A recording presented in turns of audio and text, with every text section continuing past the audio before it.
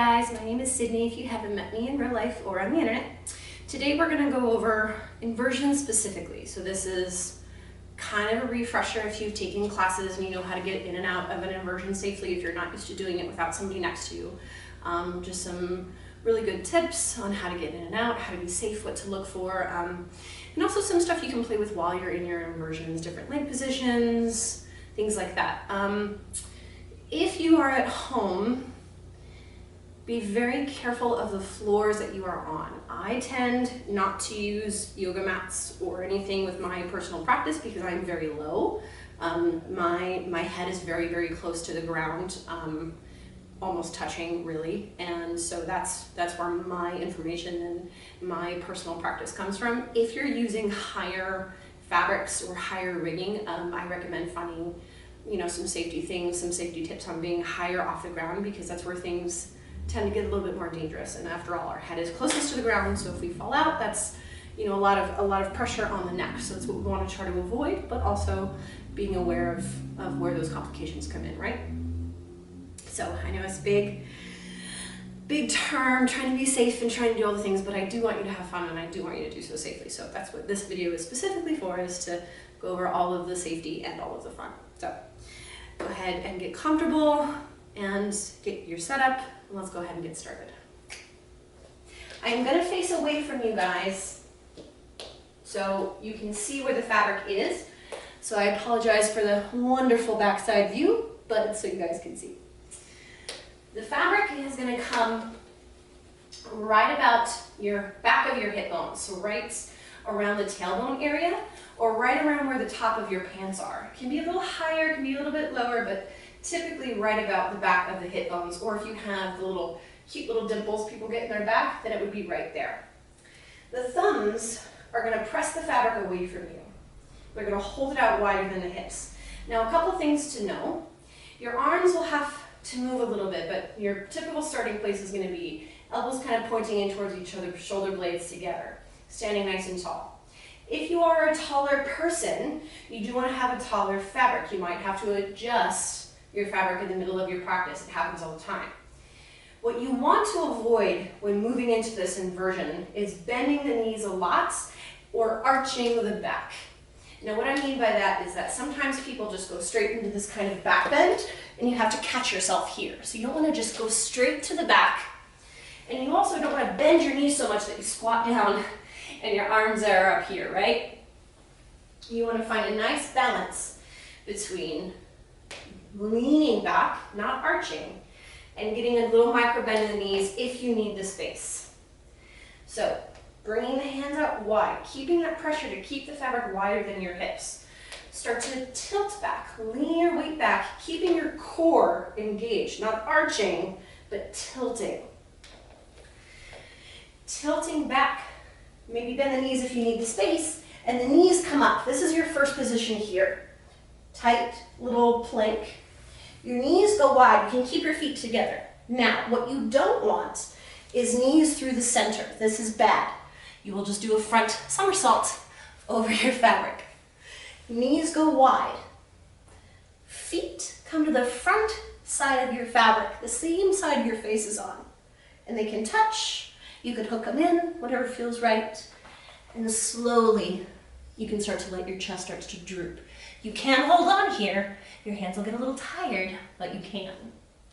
The first position I usually find is arms wide, nice and big.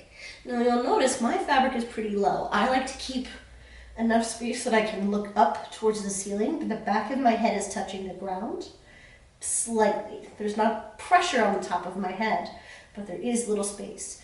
Now the fun thing is I can be completely off the ground by tilting my nose towards the earth, and I am completely off of the ground here. The second position that can be very nice, very relaxing, and completely off of the ground is hands behind the back. You can grab opposite elbows, you can interlace your fingers and extend through the arms, whatever feels right. You can even practice handstands if you so like. Put your hands to the earth, straighten your legs up the fabric, and push up Nice and tall. Keep the legs engaged. Squeeze them in towards each other. Straighten those arms. And then slowly relax. Now, coming out of your fabric is just as important as how you got out. The one thing to remember is you're not standing straight up.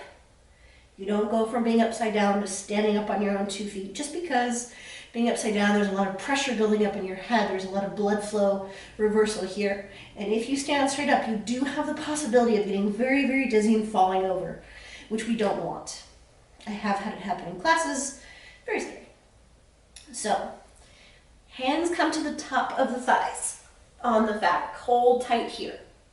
One foot comes unhooked and then the next. Bringing the feet towards each other, knees slowly come together, letting your weight be cantilevered here. Your feet are going to come to the earth and your shoulders are going to slide down, getting the fabric like a backpack right underneath your shoulder blades. And this is where you rest. You can stay right here, you can breathe. You can even tuck those knees underneath you and breathe here. You want the support of your fabric keeping your chest up so you're not tempted to just flop on the ground, because you do want to give your body a second to find equilibrium, to find that space right in the middle. And I'm going to turn around to face you because it feels weird talking to the wall. So you're going to rest here for at least 5 breaths, maybe more. Wait until you don't feel dizzy. Wait until you can breathe easy, until that kind of heartbeat sound in your ears relaxes.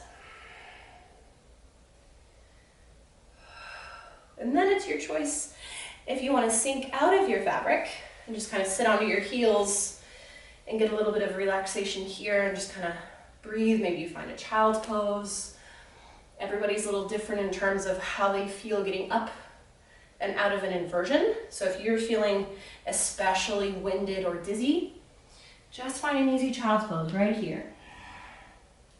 If you're going back into your inversion for a second time, if you're taking a class or doing any kind of movement on your own, then you have the option of standing up slowly. So if your knees are on the ground, bring them back in front of you.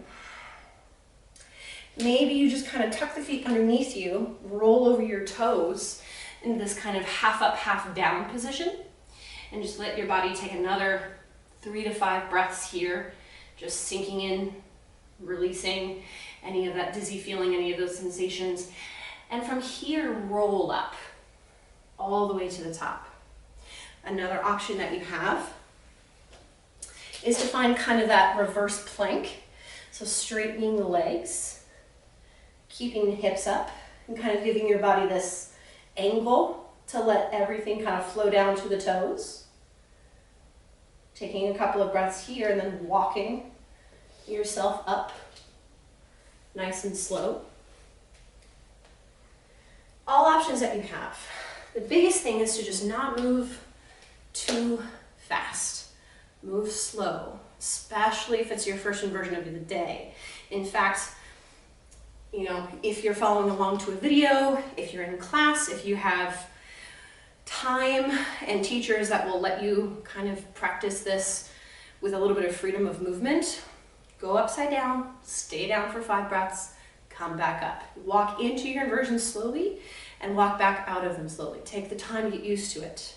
Every day is a little different. Maybe you had a little less water, it was a little warmer, or you ate right before class. Don't ever do that, it's awful. But anything can change the way that your body is going to have that effect of being upside down. So I highly recommend slowly walking into it every time. I hope I wasn't too crazy on the safety and that you still managed to have some fun getting in and out of your inversions. Highly encourage you to watch this video again, try it 3 times, get used to the sensations. If you have questions, feel free to put them in the comment section and I will answer any questions that you have, maybe even make another video if I have to. So thank you guys very much. Have a fabulous rest of your day. Keep flying.